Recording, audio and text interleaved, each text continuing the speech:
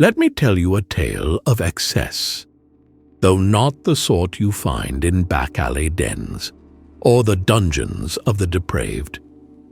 This one's about a whole species that partied so hard they literally birthed a god. And not some kindly deity of sunshine and rainbows either, but the kind that devours entire civilizations. They were called the Aeldari. Don't let their current shambles fool you. Once upon a time, they ruled everything worth ruling. They had technology that'd make a tech priest drop his incense in awe, psychic gifts that bent reality to a whim, and a general lack of anything resembling consequences. Death? They just slid into a fresh body, good as new. When you live that large and that long, boredom sets in fast. And trust me, they never met a taboo they wouldn't try to shatter. The rest of the galaxy? Busy squabbling over scraps, asking pointless questions like, should we do this? The Aeldari had already moved on to, why not? And what's next? Their souls shone bright enough to put a star to shame, and the warp was watching, coiling and smirking with every new indulgence. When it finally snapped, the punchline to this cosmic jest took shape. Slaanesh, the Prince of Excess, popped into existence with all the ceremony of a plague bomb. Millions dead, souls devoured, and a brand new chaos god ready to keep the party rolling in its own ghastly fashion. These days, the Aeldari have their dusty old black library tucked away in the webway, stuffed with scrolls that lay out every lurid detail of their ancestors' downfall. They call their record keepers the Black Council, a stodgy lot who'd love to find a way to mend what got broken. Can't say I fancy their odds. Hard to unbirth a god after all. Most of the Aeldari learned the hard way that Slaanesh's appetite is as endless as their old cravings. So, if ever you feel you're indulging a bit too much, just remember, at least you haven't shagged a whole pantheon into existence. Yet. Now you'd imagine that watching your entire civilization implode, then spawning a god hungry for your eternal soul, would be a decent wake-up call. For most of the pointy-eared lot it was. Hard not to reconsider your life choices when you see your kin turned into chaos-flavored snacks. The survivors, those not too busy debauching themselves when everything went sideways, piled onto these colossal starships called craft worlds and learned a novel concept: moderation. They call it the Asuriani path, which is fancy speak for let's not feed our soul to the nightmare god we accidentally conjured. But there's always a but. Not all of them caught on. Enter the Drukhari. They're like junkies who see the cliff's edge and decide to rev the engine instead of pumping the brakes. And that's where it goes from bad to classic 40k grimdark. Slaanesh might be their particular cosmic blunder, but the rest of us aren't off the hook. Where the other chaos gods are all about anger or rot, or meddling with forbidden secrets, Slaanesh is the living embodiment of want. Pure, hungry desire. Think about it. The guardsman dreaming of glory in a foxhole. The rogue trader stacking piles of thrones higher and higher. Slaanesh is the whisper at their shoulder saying, "You could have more." It's that drinking buddy who always wants just one more round. The Aeldari didn't just spawn a brand new god of sin. They created the god of never having enough. And in a galaxy where every single creature wants something it doesn't have, that's basically lighting a fuse with infinite gunpowder, then misplacing the snuffer. Now, if you're expecting some slavering, tentacled monstrosity like the rest of the Chaos rabble, think again. While Khorne's storming around like a drunken uncle at the Skull Factory and Nurgle's basically the afterbirth of a sandwich left for a few thousand years, Slaanesh has perfected a far more insidious trick. It became beautiful. And I don't mean kinda nice to look at. For a chaos god, it's the most flawless thing you've ever seen, magnified by a factor of 10, whispering sweet nothings like, "Oh, darling, we can do better than that." It's desire, incarnate, shaping itself into whatever form your foolish mortal heart finds most irresistible. The Imperium may call it a he, the Aeldari a she, but to Slaanesh it's just another Tuesday. Why settle for one when you can be them all? Imagine, and I advise you don't if you value your sanity, a perfect figure split right down the middle. Woman on one side, man on the other, each more breathtaking than any artist could hope to conjure. Add a couple of curling horns, hair spun from pure moonlight, and an armored ensemble so exquisitely crafted it's practically poured on. You've got the idea, although Slaanesh's forms are as changeable as its moods. Rumor is it prefers a masculine shape, though who can say for sure? Even gods have their eccentricities. Oh, you think Slaanesh is just about the freaky fringe bits? How precious. Allow me to enlighten you. Every single time you feel good, whether it's pride in a job well done, relief that a stray last bolt missed your skull, or just plain old cozy contentment, you're basically giving the Prince of Excess a friendly little salute. That warm glow when your child takes their first steps, Slaanesh gives a subtle nod of approval. The smug grin you wear as your cunning plan drives the enemy's void shields back to the warp. There's a gentle, slow clap echoing from the darkest corners of the galaxy. Even that sigh of relief when you realize the sniper round didn't quite finish you off, a whisper in the warp goes, tasty. Now, addiction's a funny beast, and Slaanesh practically invented the concept, then wrote a sequel and devoured both manuscripts, so naturally it wants more. Sure, it's still got an appetite for those lingering Aeldari souls, like a food critic who just can't get enough of a perfect dish. But when you're the embodiment of excess, you always look for the next high. Picture the prince, sprawled across his palace like the most decadent noble you've ever laid eyes on. Except the palace is a sickening warren of warp stuff that'd make even the administratum's labyrinthine spires look tidy. And it's sampling the galaxy like a connoisseur at a wine tasting. Ah yes, a fresh shriek of agony with subtle undertones of despair. Splendid! Then there are its disciples. You don't want to know what they're up to. Some dabble in the classics.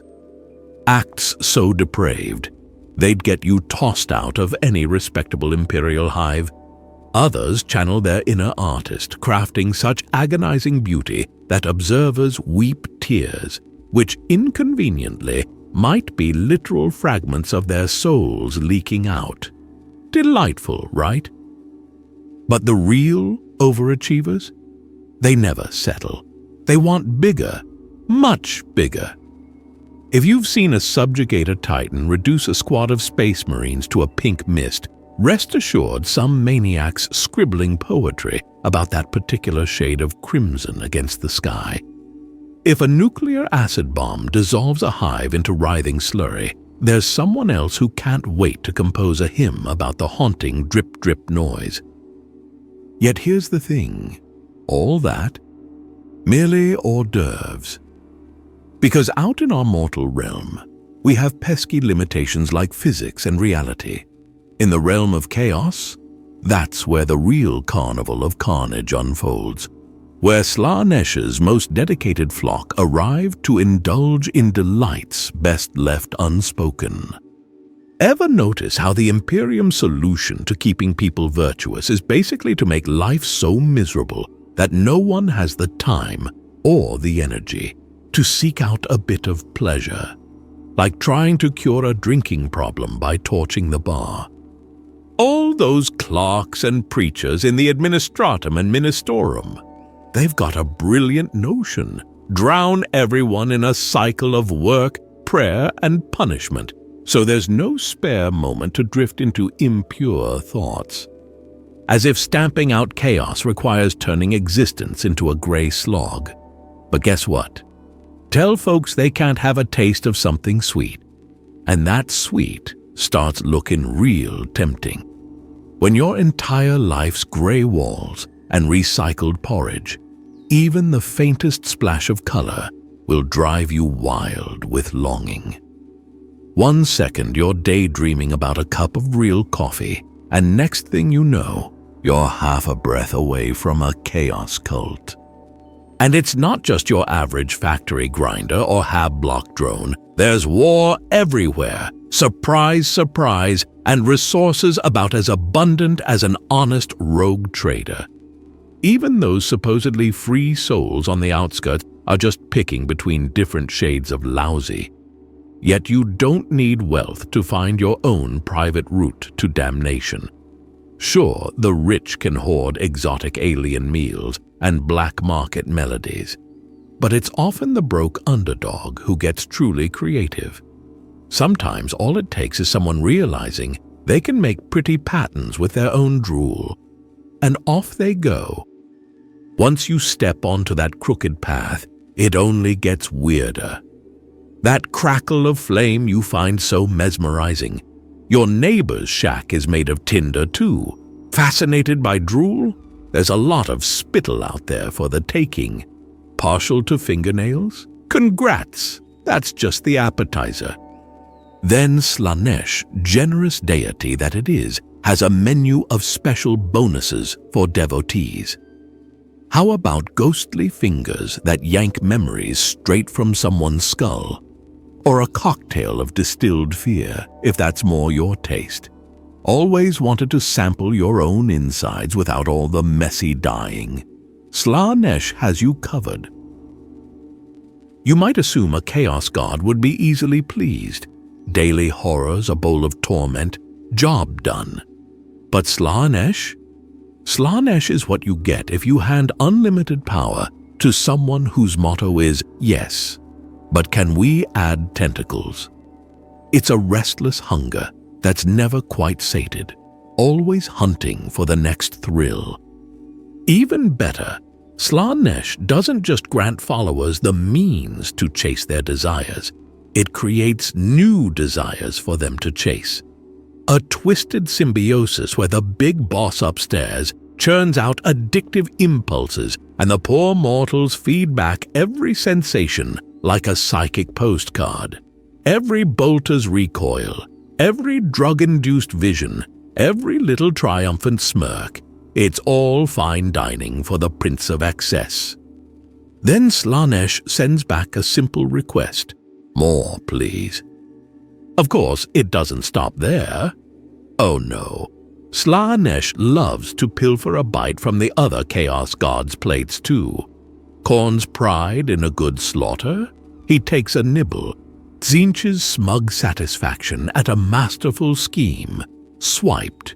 Nurgle's blissful acceptance of rot, gulped right down. It's that friend who can't resist stealing fries off everyone's plate, except the fries are your most cherished moments, and your friend is an ageless deity of debauchery who might just eat your soul as dessert.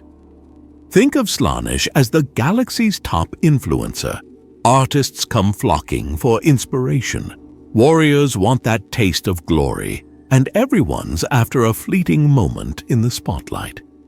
Sure, the end result is a lifetime and beyond of damnation, but hey, you'll definitely be trending.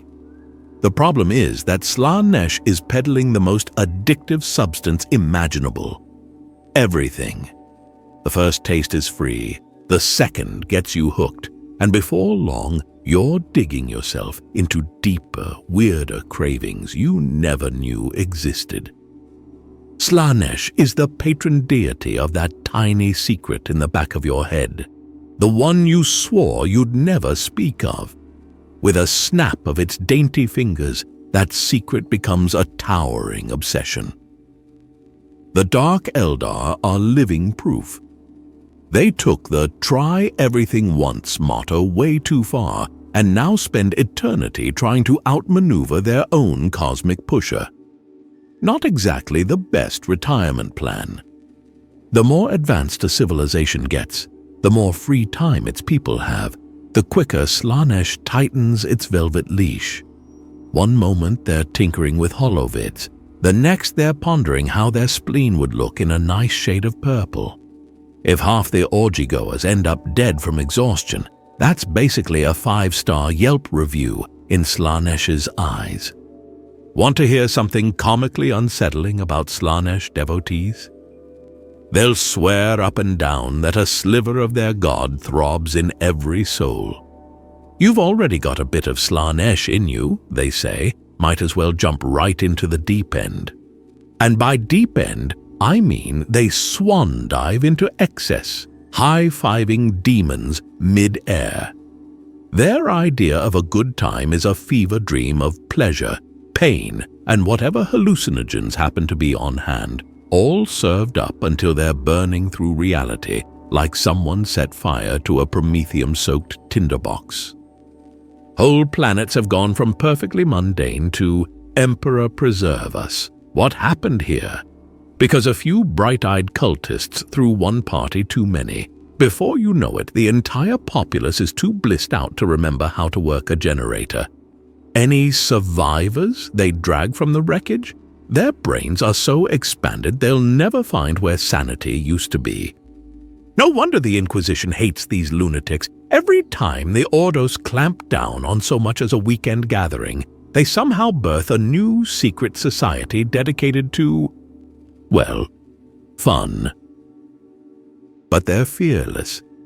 Not in the heroic sense, mind you, but in the death is just another wild ride kind of way. Khorne's crowd might be butchering their way across a battlefield, but these Slaaneshi folk, they're turning slaughter into performance art.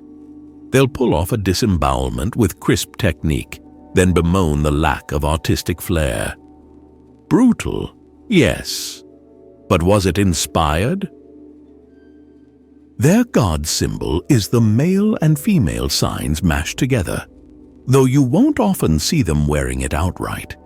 They prefer gaudy jewelry, outfits that cost more than a small planet, and the finest silks in every retina-scorching hue known to man. If you're going to sell your soul for an eternity of torment, you might as well strut into Damnation dressed to impress, right? Don't forget the Emperor's children either. Once the pride of the Imperium, now they're a choir of twisted noise marines blasting death metal harmonies straight from their mutated weapons. Because apparently standard bolters just don't have the oomph. Ever wondered what your grand descent into the arms of the Prince of Excess might look like? Buckle in, because once you've hopped onto Slaanesh's merry ride, you'll find it's nothing but a downhill sprint into very questionable territory. Step 1. Utter euphoria. Suddenly, everything is delightful. It's like you've never tasted a single thing in your life until now. Corpse starch becomes gourmet fare. Your superior officer's shrieking is an operatic masterpiece. And that ghastly tumor on your bunkmate's neck is an artistic revelation. Step 2. The inevitable come-down. Euphoria fades, and that dull reality creeps back in. Bland rations, boring screams. Time to up the ante. This is when the pink and purple decor appears, bright enough to fry your retinas. Ear-splitting cacophony replaces any semblance of subtlety. Step 3. Depravity as performance art.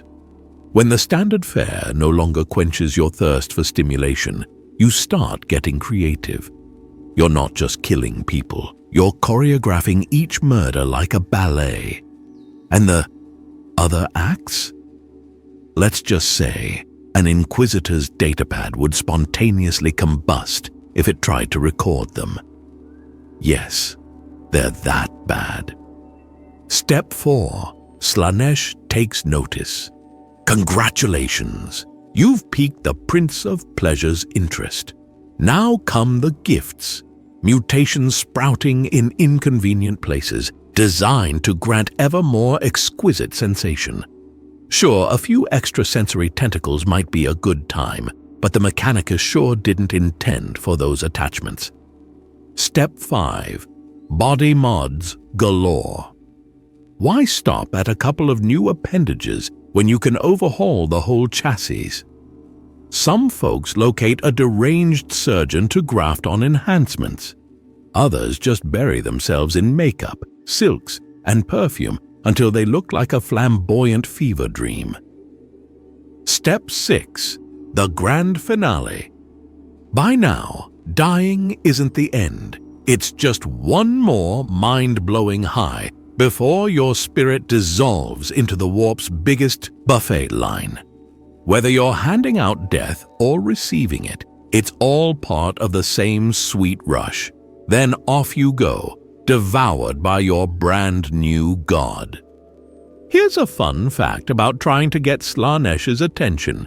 Wearing your family members as fashion accessories just doesn't cut it anymore. Think of it like the galaxy's most disturbing talent show. Billions of contestants are out there doing their absolute worst, throwing themselves on altars, engaging in acts that would make the siege of Vrax seem like a Sunday stroll, and Slaanesh is up there like the galaxy's most jaded judge, barely stifling a yawn. Wearing your spouse as a hat? Darling, that's so M41. Show me something I haven't seen in the last 5 minutes. You see, when it comes to catching the eye of the Prince of Excess, you need to really push the envelope.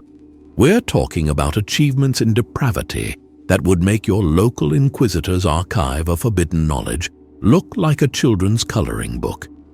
The sad truth is, most aspirants to Slaanesh's favor end up as just another statistic. Best case scenario? A quick, inglorious death that nobody will remember. Worst case, you become a chaos spawn.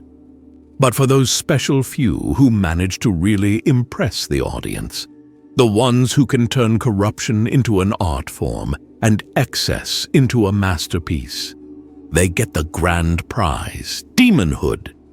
Sure, you have to give up your soul, but let's be honest. By this point, that soul has seen more mileage than a third-hand chimera transport. And what do you get in exchange?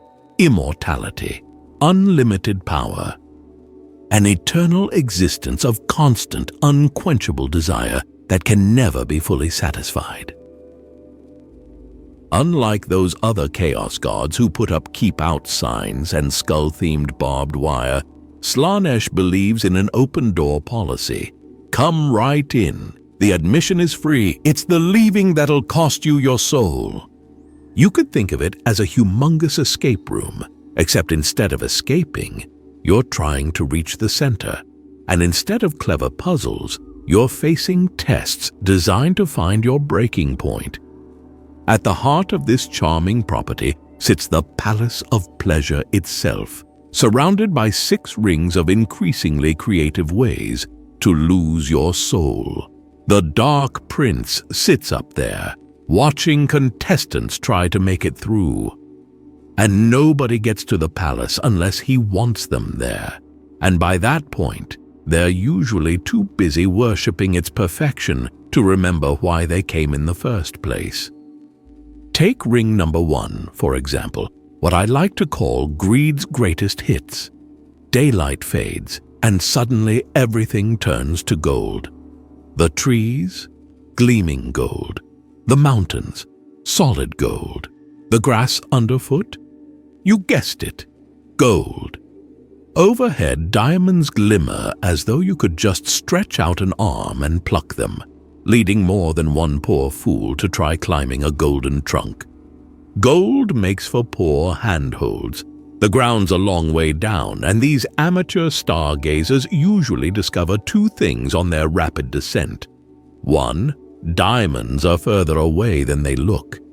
And two, the skull does a splendid job of cracking like a melon. At least they die with that last delusional smile, convinced they've nearly snagged a handful of glittering sky treasure. Even the wind's in on the joke, coaxing you to snatch up another ruby, pack your pockets with yet more trinkets. Go on, it whispers. There's always room for just one more gem. Let me tell you, there isn't. If the bones littering the golden grass aren't enough of a warning, maybe the fact that they're crushed flat beneath sacks of pilfered loot will drive the point home. Turns out worth your weight in gold is less figure of speech and more literal cause of death here. If you made it this far, congratulations! You've managed to resist picking up all that gold. Your reward is more temptation. This time featuring the galaxy's most dangerous wine lake, and it's all you can eat until you become the meal buffet. Before you is a lake so vast it swallows the horizon. But there's no water here. Instead, we've got an endless sea of wickedly aged chaos wine, and no cups in sight. You're expected to belly up to the edge and lap at it like some half-mad guardsman after lights out. One sip and all those stern ecclesiarchy sermons about sinful indulgence become an annoying buzz in the back of your head. Another sip, and your better judgment drowns in vintage grape. After that, well, you won't be coming up for air anytime soon. If by some miracle you manage to tear your face away from the wine for a second, and let's be honest, most poor fools don't, you might notice islands rising out of the crimson waves. Except they're not islands. They're giants. Giant waiters, if you will, holding up the most extensive buffet spread this side of the Eye of Terror. Now, swimming to these islands while wine-drunk is about as good an idea as trying to outrun a cornate berserker. But some folks actually manage it. And what awaits them? Only the most incredible feast ever conceived. Exotic fruits that make agri-world produce look like corpse starch. And meat. Oh, the meat. Let's just say the term mystery meat takes on a whole new meaning when you realize some of those carcasses look suspiciously human-shaped. But by that point, you're too busy stuffing your face to care about little details like, where did this meat come from? Or, why does this roast look like my fellow traveler who was here 5 minutes ago? The food just keeps coming, and you just keep eating, handful after handful, until finally your body gives up, and you become part of the feast yourself. Oh, you're still here? Well, well, well, color me impressed and slightly concerned about your willpower. Most visitors are still back there, either crushed under their own wealth or floating face down in a lake of wine, yet here you are, somehow resisting. Don't you know that self-denial is very much not the point of this little excursion? I mean, isn't overindulgence precisely why you ended up in this warp-forsaken pleasure park in the first place? Yet here you stand, displaying the kind of restraint that would make an Astartes raise his eyebrows, assuming he hasn't traded those in for something more decorative by now. Congratulations! You've just joined an extremely exclusive club of beings who've made it this far. We're talking top billion here, out of the trillions who've tried and failed. Practically a palace VIP at this point. Well, only a few more circles to go. Should be easy enough, right? After all, what could possibly be more tempting than unlimited wealth and endless feasts? Your next adventure will take you to what we like to call the Gardens of Bad Decisions, which is a sweet-sounding name for the kind of place that leaves you wishing you'd just died in some gutter back home. Emperor knows the ecclesiarchy gave you all the sermons about fleshly temptations, endless scrolls of stern warnings, and still they sold it short. In these gardens, every sin you've ever dreamed of gets turned up to the volume of a thunderclap. Slaanesh knows what every back-alley madam and spire-born revelmeister has known since humankind first shed its clothes. Flesh leads the mind where it shouldn't go. Here, though, those underhive dens you used to think were decadent look more like an old bishop's tea house. Take a step onto the grass. Yes, the grass is rubbing against your ankles, and you'll see how those old cautionary tales barely scratch the surface. Light here is always perfect, the sort of honeyed glow that flatters even the ugliest mongrel, makes you feel important for a blink, then lures you one step deeper into the trap. And those tents? Tunnels of solidified fever dreams, so cramped you can't help but brush against them, and they brush back. Everything in this realm loves you a little too much. Don't kid yourself that power armor will keep it out either. You'll be shivering under that plate the moment the air rolls over you. Feels like a lover's breath on your neck, except you know damn well this place doesn't do anything gently. And see those braziers puffing sweet smoke? One whiff, and you're reliving every illicit embrace, every clandestine kiss you thought you'd locked behind a door marked "Never Again." If you thought you'd outrun that affair with the governor's daughter, guess again. The gardens remember, and they'll make sure you do too. And just when you think you've got a handle on things, that's when the demonettes show up. Now, I know what you're thinking. How bad could demon courtesans really be? The answer is yes. Just yes. They've got that whole deadly beauty thing going on. Emphasis on both words.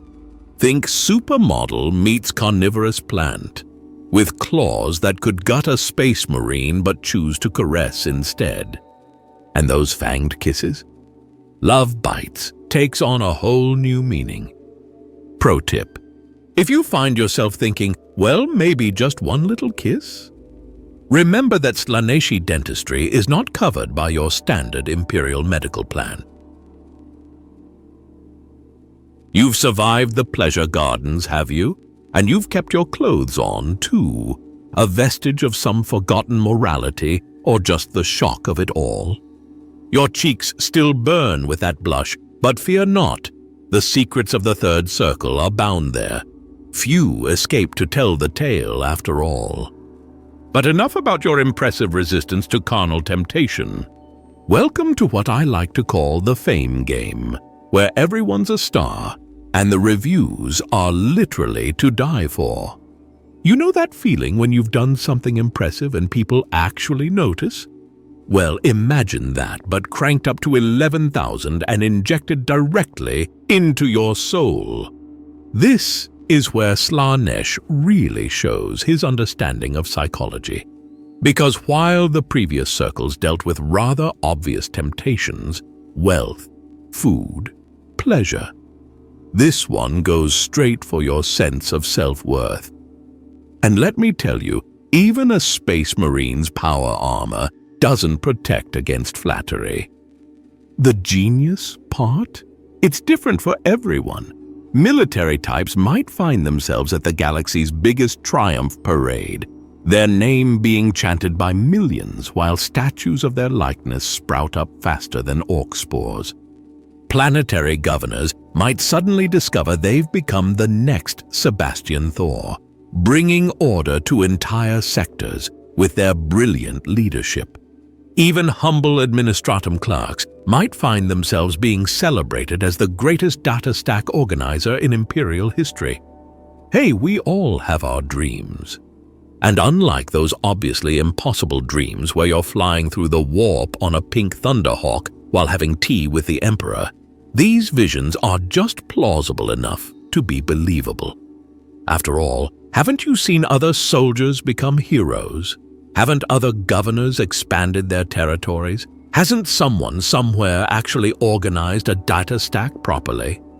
The truly insidious bit is how it builds. Sure, it starts with reasonable acclaim, a medal here, a promotion there. But soon you're imagining yourself as the next Macarius, or planning how you'll unite the entire segmentum under your benevolent rule. The dream keeps expanding, and you keep believing it, because why shouldn't you be the greatest hero the Imperium has ever known? Only the doubters escape. Those annoying voices in the back of your head, questioning if you really deserve all this praise. And when they break free, oh, what a sight they get. For just a split second, reality breaks through. A vast plain of black ash, piled high with the bodies of millions, all still trapped in their own personal fantasies of greatness. It's like an audience at the galaxy's most depressing theater, watching plays that never end. Another pro tip: if you find yourself being handed the keys to the Imperial Palace, while the High Lords of Terra sing your praises in perfect harmony, maybe take a moment to question if this might, just might, be too good to be true. Remember our motto for this circle: fame is fleeting, but delusion is forever. Still standing after your brush with fame and glory? Look, I was really hoping you wouldn't. You see, I happen to be an entity of considerable station myself, not quite deity level yet, but I'm working on it. Already got the title picked out and everything. His Most Exalted Excellency, Herald of Excessive Excellence. Has a nice ring to it, don't you think? But instead of working on my ascension, here I am, still playing tour guide to the most frustratingly resistant soul I've met in the last few millennia. I have places to be, important meetings with cosmic horrors to attend, inspirational speeches about damnation to deliver. I wanted to call it an eon, but you just keep showing up. Frankly, I'm not sold on your backstory at all. I left my soul ledger back at the office, so your specific details are fuzzy, but by the Dark Prince's perfectly manicured claws, you're not exactly oozing cultist behavior here. Even a word-bearer would be questioning your commitment at this point.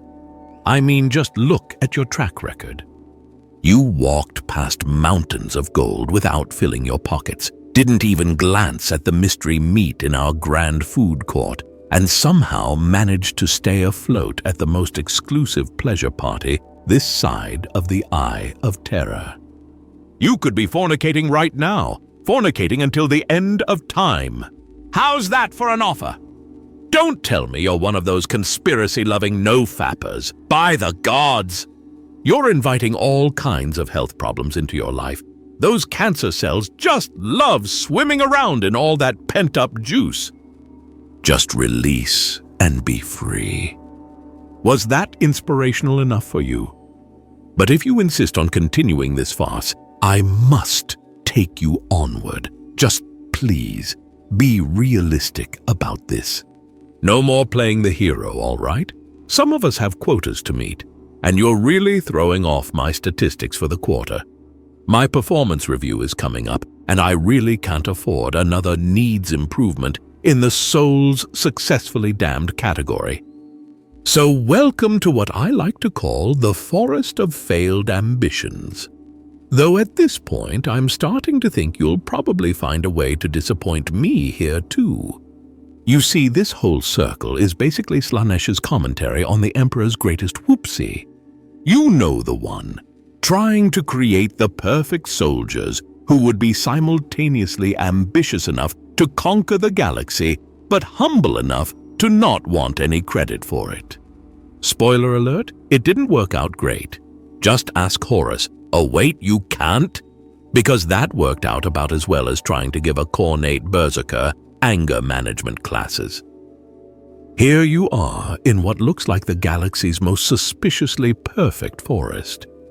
Lovely trees, aren't they? The way they muffle all sound, leaving you alone with your thoughts. The convenient little glades with their oh-so-inviting reflecting pools. It's like someone designed the perfect meditation retreat in the warp, in Slaanesh's realm. I'm sure this will end well. The true genius of this circle is how it gets you to do all the work yourself. No demon tempters needed. Just you, sitting by a nice calm pool, thinking about all your accomplishments. You might think, I did pretty well getting this far. Actually, I did really well. Come to think of it, I'm probably the most impressive person who's ever made it this far. In fact, and that's when the forest decides to get handsy, while you're busy imagining yourself as the next Primarch or planning how you'll negotiate trade deals that would make the greatest rogue trader envious. The local flora starts getting a bit too friendly. Those branches with the thorns, they're not just for decoration.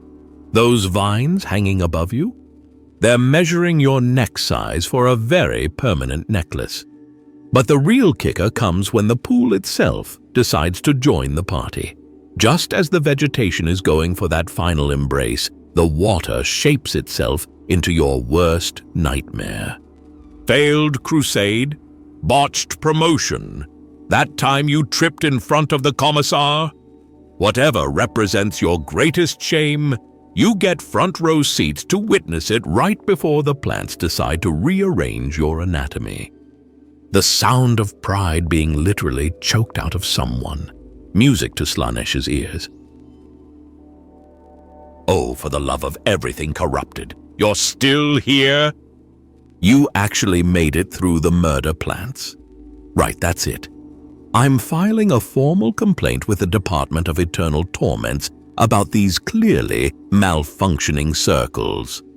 When I started this job, back when Slaanesh was just a twinkle in the Eldari's collectively depraved eye, the success rate was a beautiful round 0%. Now look at this. My corruption quotas are in shambles. Fine. Welcome to the Sixth Circle, also known as the Beach Resort of No Return. And before you ask, no, this isn't your standard Katakan death beach with carnivorous sand and flesh-eating waves. That would be too obvious, wouldn't it?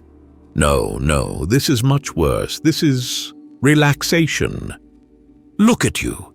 You fought through 5 circles of temptation, probably haven't had a proper rest since wherever you started from. You must be absolutely exhausted. Wouldn't you like to just sit down for a moment? The sand is so soft, the sun so warm.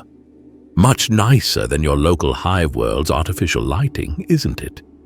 And those gentle waves, like a lullaby from a mother you probably never had, because this is the grim dark future and everyone's childhood is fucking terrible. Oh, what's that? Some helpful little cherubs want to help you out of that heavy armor? How thoughtful. And look, some lovely attendants emerging from the sea mist want to give you a massage. All those memories of struggle and hardship just fade away. No more worrying about the constant wars, the endless threats, the daily grind of survival in a universe that wants you dead. Just peace. Eternal, endless, soul-destroying peace. You look awfully tired, man. What do you think about staying here for a few days? Just to regain your strength, I mean. I certainly wouldn't complain if I were in your shoes. I see you've noticed the women. Indeed, they have curves in all the right places. I'm sure there's a happy ending awaiting you here. You won't even need to ask. What's that? You're actually considering standing up? You're going to try to collect your armor and leave? Listen here, you impossibly stubborn fragment of mortality. My supervisor, Greater Demon Karen from accounting, is already breathing down my neck about my underperformance. If you could just, give in to eternal peace like a normal person, we could both end this day happy. Well, you wouldn't be happy exactly, being eternally damned and all, but I'd get my bonus. You want to see the palace? Let's go to the palace. Well, here we are, the Palace of Pleasure itself. I'd say I never thought we'd make it, but that would be an understatement on par with calling the Emperor slightly injured. Now, you're probably expecting some grand battle here at the end, aren't you? Legions of demonettes? Maybe a few keepers of secrets lounging about? Some impressive walls at least? Ha! Shows what you know about real estate in the warp. When you're actual perfection incarnate, you don't need defensive structures. It's like putting a "Beware of Dog" sign on a Titan. All you see are some rather nice alabaster statues and perfectly manicured trees. Bit underwhelming, isn't it? Oh, did you feel that? The way the air just stopped? And that singing, no, don't cover your ears. They're supposed to be bleeding.